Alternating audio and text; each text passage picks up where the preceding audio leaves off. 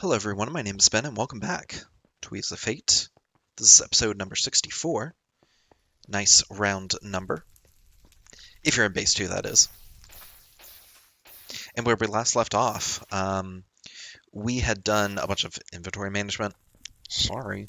But I feel better suited, literally better suited, for the task because we have the iridescent chestplate, which we bought with a bunch of the gold bricks and trinkets and all that stuff we finally got around in the last episode to combining that all together. In case you missed that, it was mostly inventory management, so don't feel bad. You didn't miss much. It's totally fine. It's totally fine. Well, let's keep moving here, I believe. So we discovered that little cave. So it looks like this section is kind of made up of these different little caves. And I think... So where we last were was, we were last over here. Yeah, we were about to go down into that area, but taking this roundabout way. Now, I've got my flaming bow, and the reason why is because being able to do that, I think is going to help us in the long run.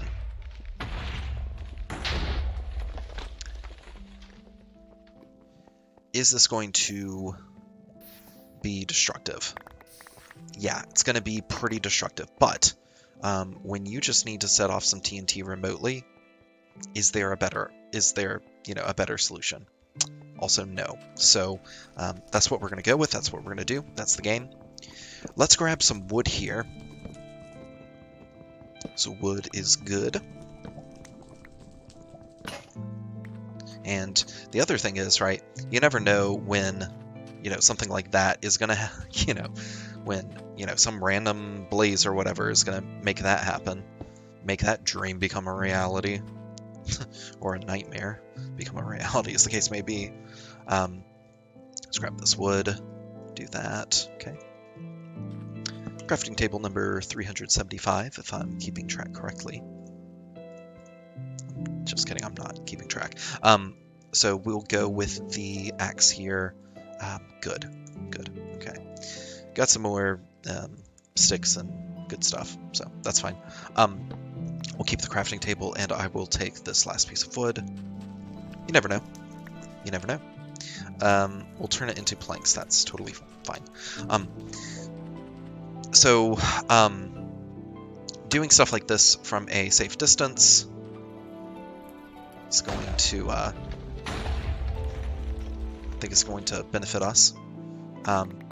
Also, seems like a great way to get extra blocks and stuff. And by extra, I mean clutter up the inventory with blocks. But hey, blocks are blocks, and when a man needs a block, there really is no substitute. So, we're also still rocking the 2 shulker boxes. I still think that this is kind of the right way to go. There's more coal in this little formation here. If we need it, but anyway, all right. Well, enough dilly-dallying. Let's actually get into it. I also brought ye old bucket of water.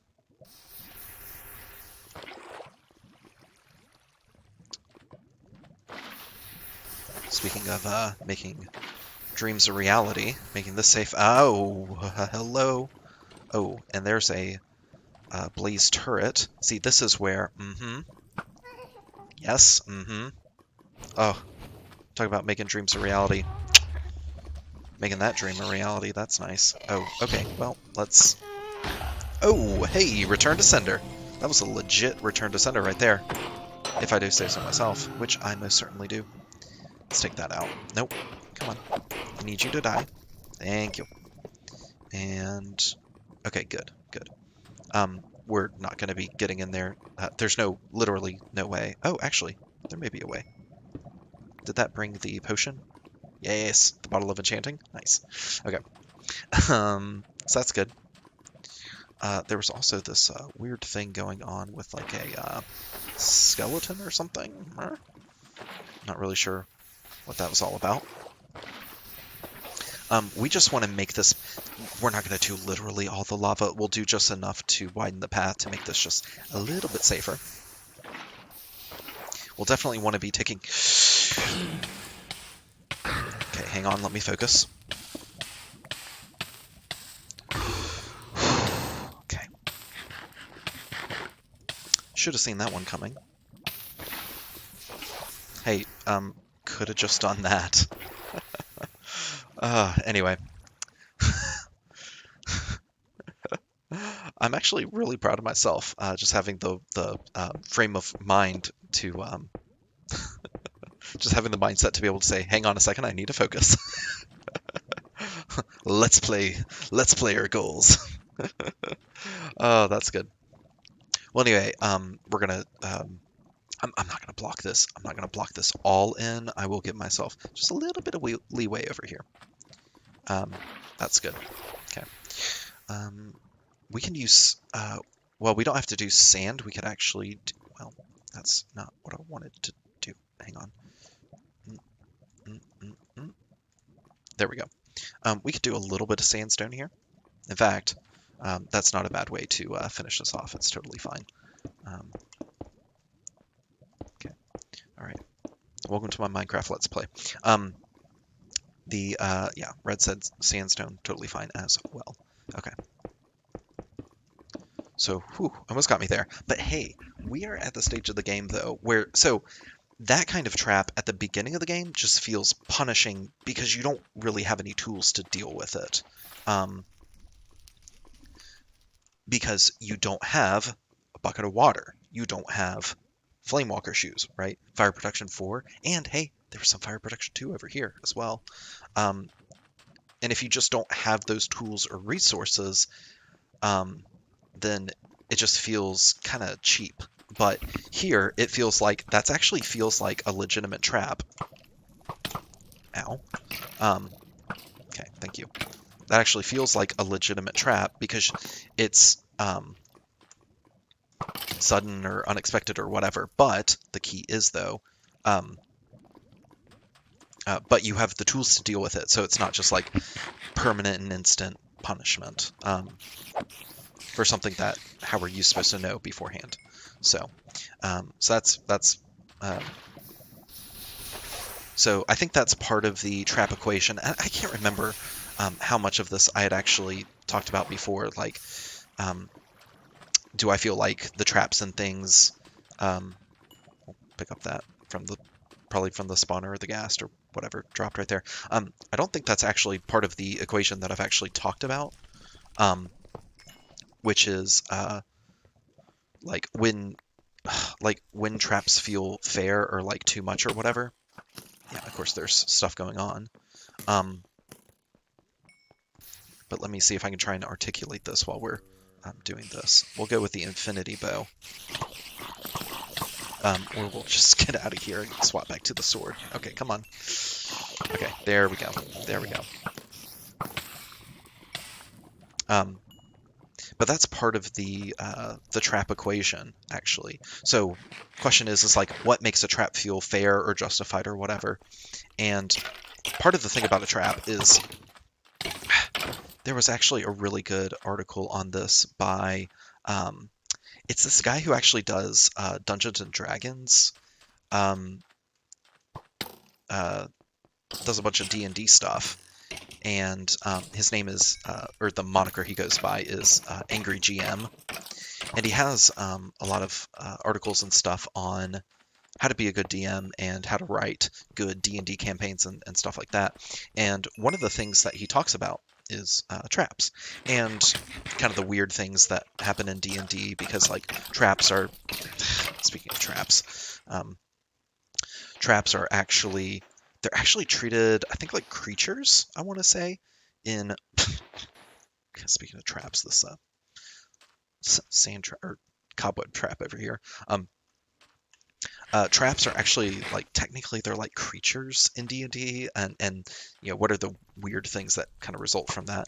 Okay, that's an invulnerable one, which I believe means that we can grab ye old creeper remover, and what do we, right click or left click? I can't remember. I think it's right click. We're about to find out. And let's stay. I'm not convinced that was the correct thing because he would normally blow up anyway?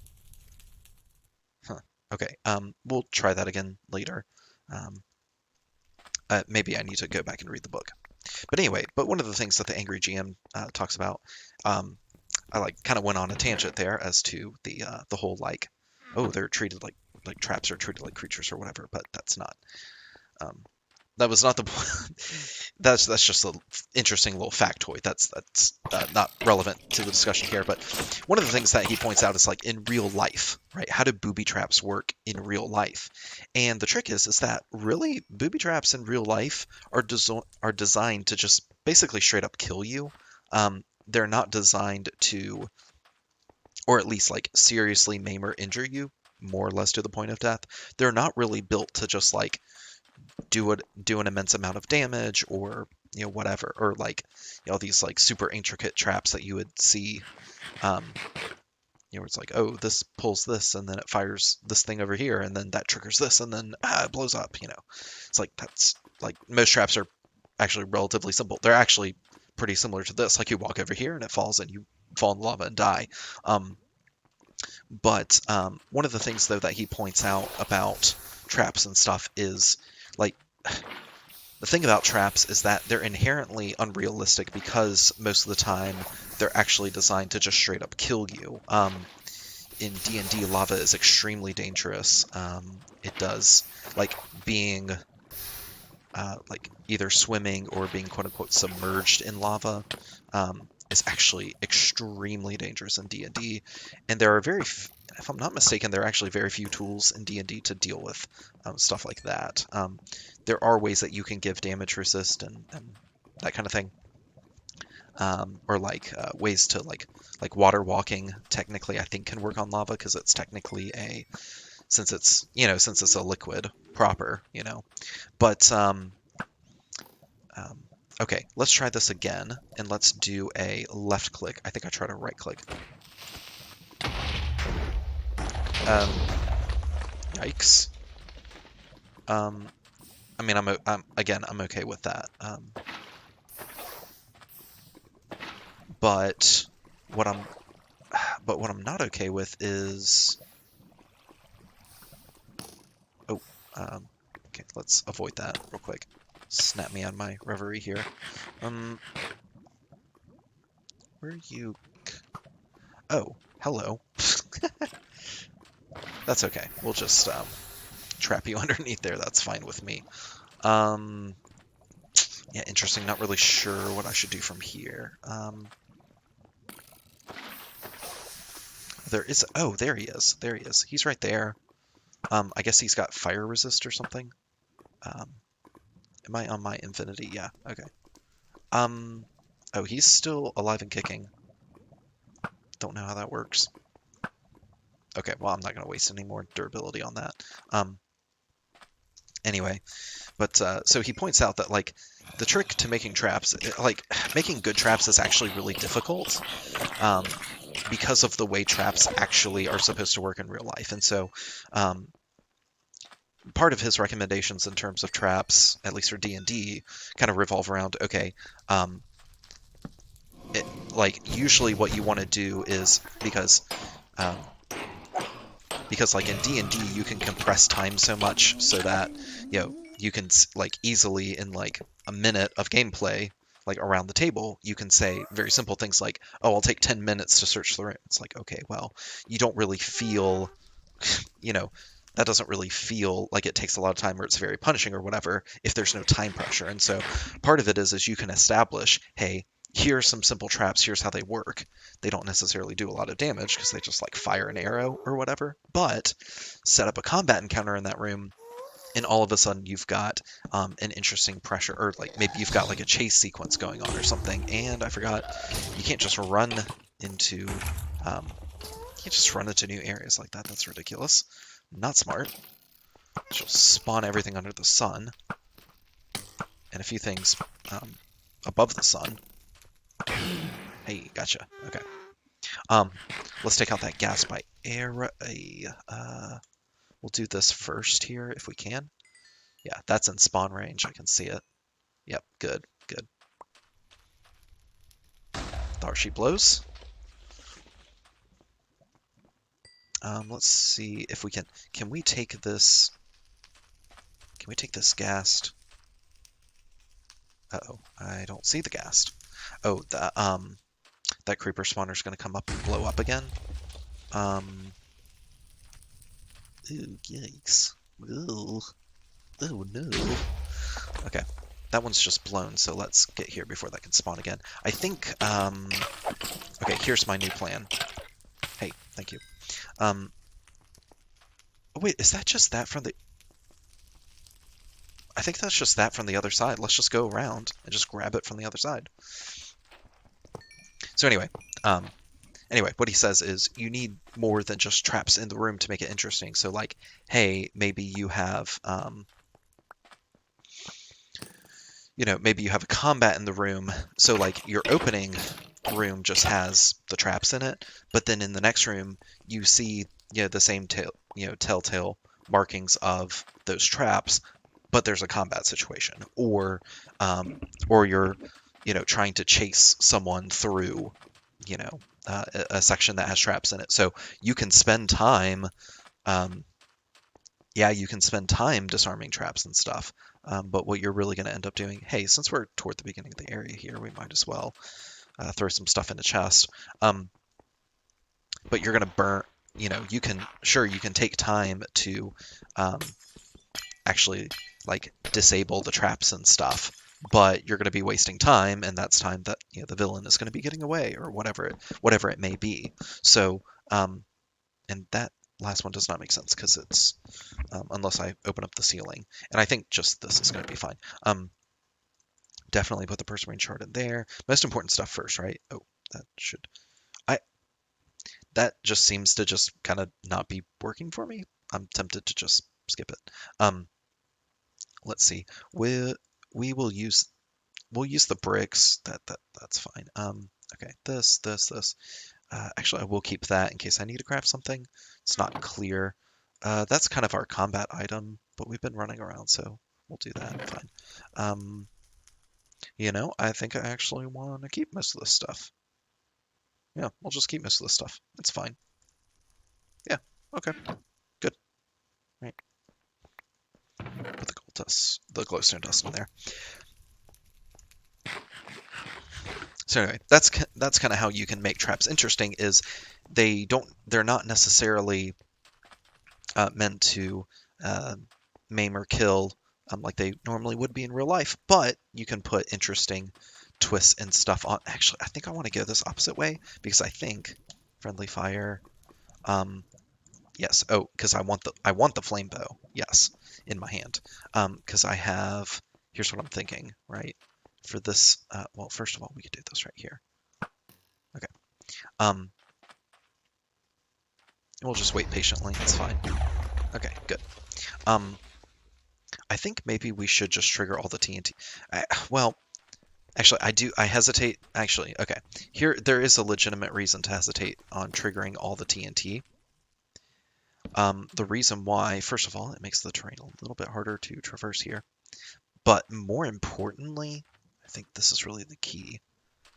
If there are chests and stuff, like there's a chest right there, and if I drop that TNT, it's going to destroy the chest.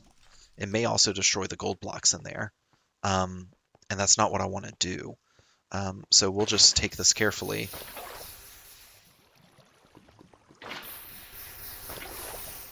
Let's see, did that get me close enough? It did. Good. Oh, blazes. Grumble, grumble, grumble. So anyway, so that's a little bit of the trap stuff, but in terms of like Minecraft, right, I think, well, this would probably be true in D&D as well, which is I think like thinking about like the fairness of traps and things like that, I think also heavily depends on, well, what tools do you have available, right? Because, and this would be true in D&D or in Minecraft, what tools do you have available?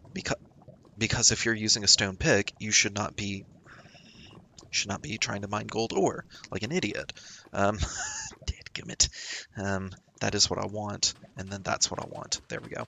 And we'll just go back and we'll just get it's the second time I've done that. Okay. let's go back and get a get Rockbane. I think actually is an iron pick. So but anyway, but the other part of like trap fairness is like how easy is it to spot it? So the thing about like that sand hole in the floor trap, you can't really spot it. Like there's no like telltale signs except for what? Large area of sand. It's like, okay, am I just supposed to avoid every wide open area of sand? What if the area that we're talking about is a desert? That doesn't make any sense. So yeah, I hear you. Um, that's back at the monument because that's where we're putting inventory now. So this is where we get to go. Yeah. Um, so you can't really spot it. Okay, so if you don't really have many tools to deal with, so what's the whole point of a sand trap? Well, it's to force the player into a pit. Okay, well, okay, well, thanks, that genius, right? But what do you do to the player once they're in the pit? Well, maybe you have arrow fire from above, or maybe you have oh, I can't. This is why I'm not sprinting. Get some food. Maybe you have skeleton snipers. Uh, raining arrows from above, or maybe they've got or the pit is filled with spiders or creepers or whatever it is, right? And obviously, um, that's kind of how the trap actually works. This is not really the sand part of it, but you have to make sure that it doesn't feel that the consequence it doesn't feel too punishing based on the tools that the player actually has to deal with it, right? So that's why I said that at the very beginning here, all the way over there. That's why I said that that trap did not feel punishing. Why? Because I had a bunch of tools to deal with it. Normally, if it was just plain old me with like no armor, anything like that, right? No fire resistance or anything, that trap would not feel fair because you just fall in the hole and you burn and die and lose all your inventory. It's like, okay, really punishing. But because I had tools to deal with it, like water bucket, blah, blah, blah, blah, blah, that feels less punishing. Throwing the player in there with a bunch of, let's see, I think that's fine. It's fine. Yeah. Throwing the player in a pit with a bunch of, spiders is, I want to trigger this. That's what I want to do. Okay, good. And we'll run away. Good. Oh, and that just did that, so that's fine. I think at this point we probably want to swap over to that, and we probably want to eat some food. So, spiders would be less punishing, but it could be just as punishing as sticking lava at the bottom of the pit if, if the player doesn't have that, comparative level of number of tools that he could use against the trap, right? A pit full of spiders. So, it's all relative is the point, right? And so you just have to make sure that the relative challenge of a trap is justified. Okay, thank you. So yeah, that's kind of the thing. You just have to make sure that the relative level of a trap, it's a little bit too high, a little bit too low. There we go, just right. Will that do? Oh, awesome. Okay, there we go. So we'll go ahead and take care of that. Huh. Wow, look at how that just, the chain on that. But I think we were looking at this from the other side, I want to say. Yeah, so this shouldn't be too bad here. And actually, I don't even need to do that because I could just come around like this. Okay, and that shouldn't be too bad because I don't see. There we go. So I don't see any other, any other TNT that's going to go off there, so that's fine. There we go. And just by using the water, I can get around here, so this is fine. Hey, there we go. Okay, and that seems fine to me. Okay, so we had, so we'd gotten over here. I guess we had looked at this from the other side. Okay. Oh, yeah. And we were kind of wandering over here. See. Okay, hang on. Okay, yeah. Okay. Yep. I hope that didn't blow that up. It did not. That's good. We'll grab this. We'll grab this. We'll just see what's in there. Okay, we got some stuff. Oh, I can't grab all of it though, so. That was the wrong button. I meant to shift, not control. But that's okay. We might be okay as long as we don't spawn anything else over here. Urgh. So, anyway, I guess that's everything I wanted to say about traps, spread out over the course of an episode, right? That the key is it's not just about what you do to the player, but also the tools that they have. Can they spot it in advance? You can make a trap more punishing if the player can spot it in advance, right? Like if you can see, oh, wait a minute, if I step, if I trigger that piece of TNT, that's going to blow up this huge, thing or whatever, and my path is going to be made. That's another thing that traps can do that I think sometimes we don't really take enough advantage of as people making levels and stuff is like is using traps just to disadvantage the player and make things harder, like, oh crud, now I'm not going to be able to cross that, or crossing that isn't going to be as easy, right? It doesn't always have to be, oh, you lose this piece of armor, or oh, you die, or that sort of thing. It could just be as simple as a creeper flying out of the hole in the ground. Yeah, there it is. There we go. It really could just be as simple as, oh, well, now this area is harder, or, oh, this area is going to be harder to get through. Invincible guy, yeah. So I wasn't really finding a way to kill them. So with the creeper remover, it wasn't removing them. So whatever. All right, we're getting close to the end of the episode here. Yeah, I see you.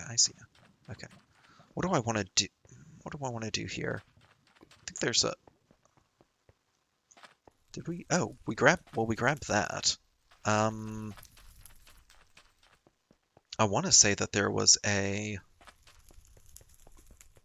Yeah, there's a cave over here. Let's run over here and take care of that. I don't think I want to blow up any of this TNT. Let's just get over here and get some, get some light over here. We can actually probably make some good headway on these. Yeah, there we go. Anything else to worry about? I don't think so. Okay, good. All right.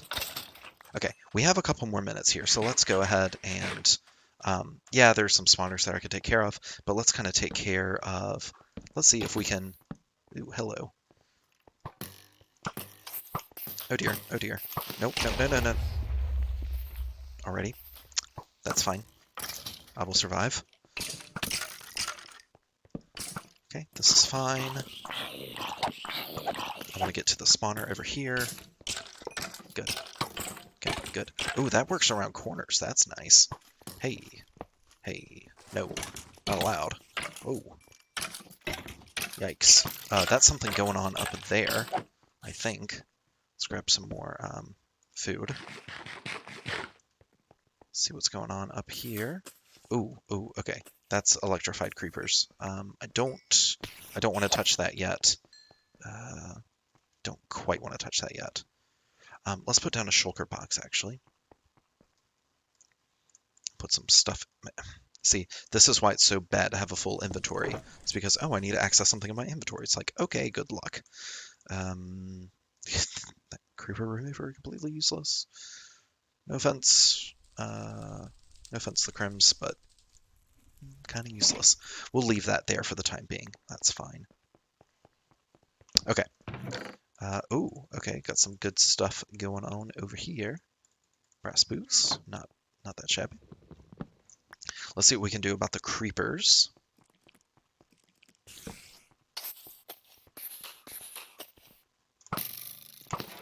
Okay, nice.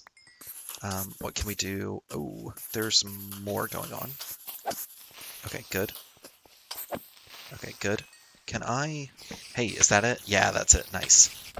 Not the pick, the sword. Thank you. Yeah, I got my eye on you. Okay,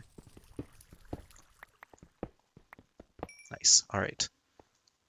Oh, looks like a little aqueduct. Okay. Yeah, sure. We'll grab that. It's fine. Or we won't because the inventory's full. Well, all right. Okay. Let's head over here. Let's go ahead and take the spawner out. And all right. We got one more chest to take a look at, and then that will be it for the episode. Flaming bludgeon. And some TNT. Oh, and some endstone bricks and stuff. Well, I'm going to deal with the inventory nonsense going on here, and I will see you all in the next episode of Weaves of Fate. Adios.